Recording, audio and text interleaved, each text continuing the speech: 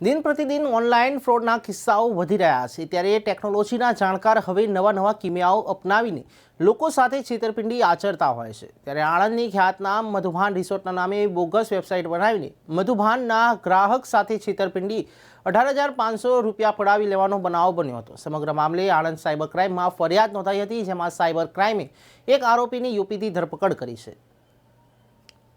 Madhuban રિસોર્ટની fake website બનાવવા અંગે મધુબનના જે ઓફિશિયલ છે એમને ફરિયાદ નોંધાવેલ।